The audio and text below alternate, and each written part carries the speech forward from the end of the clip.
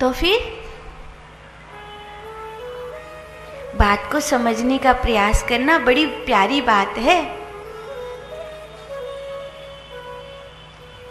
जब आप शरीर से मर जाते हैं तब आप मन और बुद्धि से जी रहे होते हैं। कई बार आपने उन लोगों को देखा है जो बिना शरीर के आपके आसपास किसी न किसी शरीर के भीतर घुसकर बोलते हैं। इसका मतलब है उनका मन और बुद्धि जिंदा है, वो खाली खोल जो है वो खत्म हो गया है।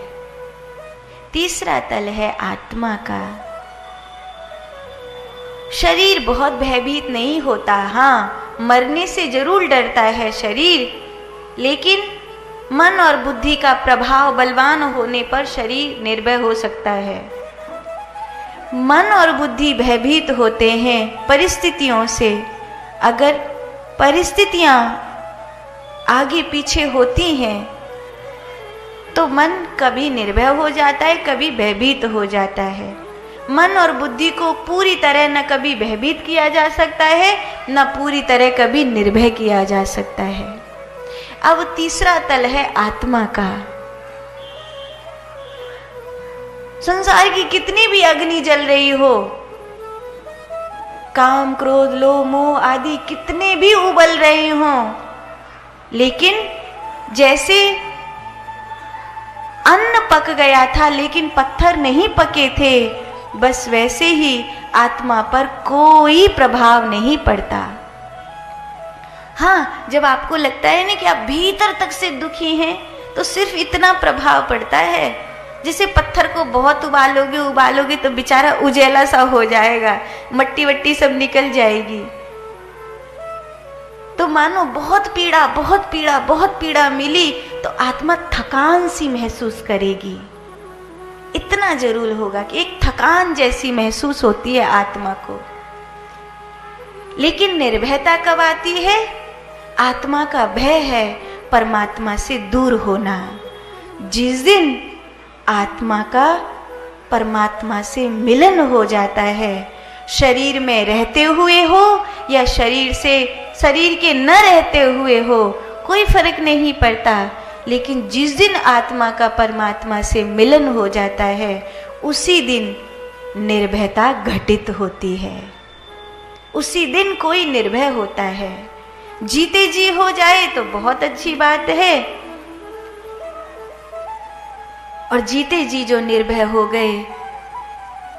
सिकंदर ने गर्दन पे तलवार रख दी थी कि तुम्हें मेरे साथ चलना ही होगा। मेरे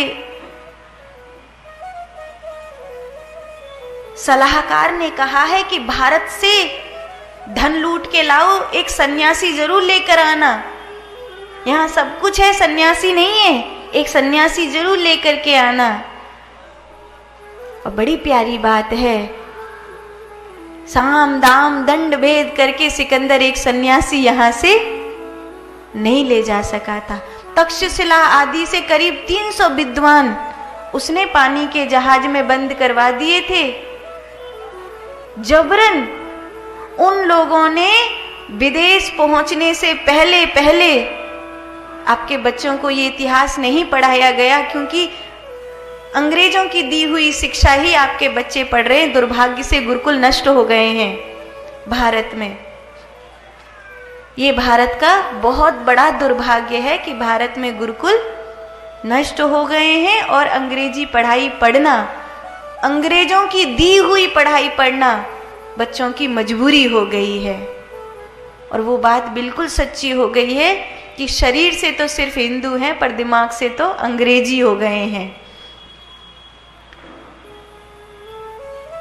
एक ऐसा माहौल क्रिएट किया गया भारत में, शिक्षा पद्धति को इस तरह कब्जे में लिया अंग्रेजों ने। आपको पता ही नहीं है, आपके बच्चों को भी ये बात नहीं पता कि निष्ठा कितनी बड़ी चीज होती है, अपने उसूलों पर जीना कितनी बड़ी चीज होती है। हम मर जाएंगे लेकिन किसी की गुलामी नहीं स्वीकार करेंगे। उन 300 आचार्यों ने पानी के जहाज में बंद बंद बंद, खाना पीना सब छोड़ दिया। विदेश पहुंचने से पहले अपने प्राण छोड़ दिए, पर सिकंदर के कब्जे में नहीं आए थे। कितनी बड़ी बात है। सन्यासी के गर्दन पे तलवार रख दी, मार दूंगा अगर नहीं जाओगे तो। सन्यासी कहता है, तू क्या मारेगा बावरे, हम तो उसी दिन मर गए थे जिस दिन हम सन्यासी हुए थे। अब क्या मारेगा, हम तो उसी दिन मर गए थे। अब मरने को जीने को कुछ नहीं है। अब तू किसे मारने की धमकी दे रहा है? मरे मराए को कौन क्या मारेगा। एक सन्यासी को भारत से नहीं ले जा सका था। ये महिमा है, ये महिमा है आत्मा के निर्भय होने की। आत्मा जिस दिन निर्भय हो जाता है, जिस दिन परमात्मा को प्राप्त कर लेता है, जीने का आनंद तो उसी दिन आता है। वरना सबको कोई ना कोई भय है कि ये ना हो जाए, वो ना हो जाए, वो ना हो जाए, वो ना हो जाए, कहीं ऐसा ना हो, कहीं ऐसा ना हो।